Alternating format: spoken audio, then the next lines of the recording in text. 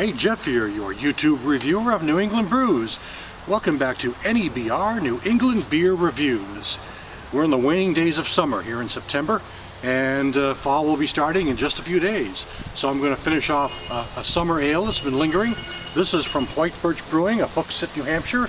This is their Rye Pale Ale. Rye Pale Ales are usually a very grain-based type of beer.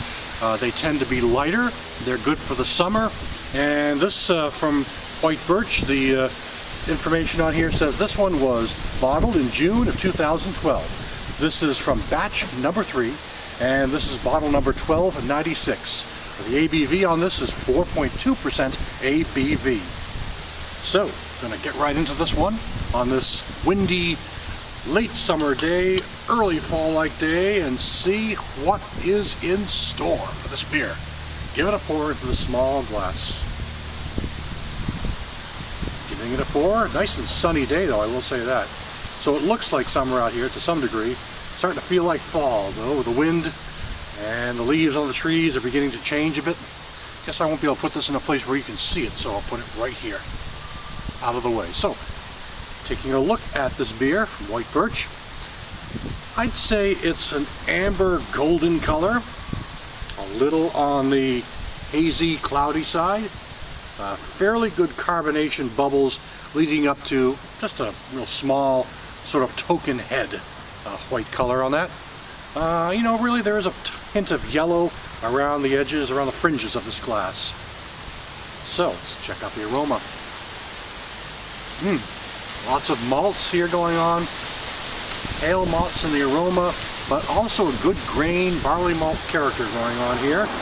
That's something I'm noticing.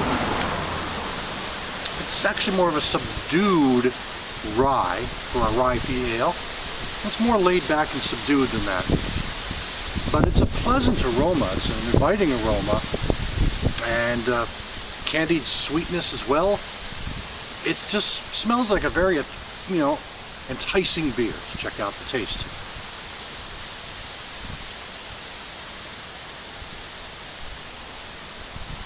Okay, right off the bat, the texture is rather smooth, almost creamy, about light to medium.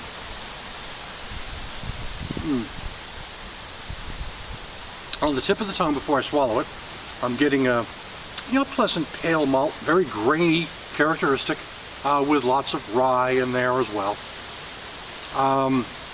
But then it just comes on behind with this powerful bitterness that really just sort of zips right up on the backside. The hop bitterness is quite pungent on this after a minute or so, after a second or so in the mouth. So it starts out smooth and sweet and grainy, smooth and grainy, and rye-like, not very fruity or citrusy, but smooth and grainy for the first couple of seconds, and then it becomes really bitter, sort of a potent, moderate bitterness going on there as well.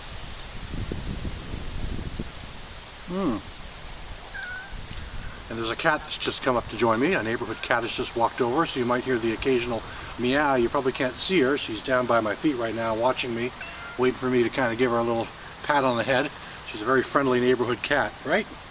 Anyway, back to the beer, but that's what I'm getting is a real kind of nice, grainy, malty, grainy, rye-like flavor at first, and then literally within 2 seconds, it's like part 1 and part 2. Part 1 is grain and malts, then suddenly part 2 is a powerful soaring bitterness that just zips up on the backside, coats the back of my throat, and just lingers. It just continues to linger. Lingers on for, really for the entire time. It just continues to linger there in the back of the mouth. So it's not a bad beer. It's a good summer-like beer. Got a little punch to it. 4.2 is not punchy in the fact of AB alcohol by volume, but as far as just having this sort of pungent bitterness, then it's actually kind of interesting in that regard. So that's it from Birch. That's it for today. This is Birch Crown of Gold Rye Pale Ale. Thanks for stopping by. I'll catch you again next time.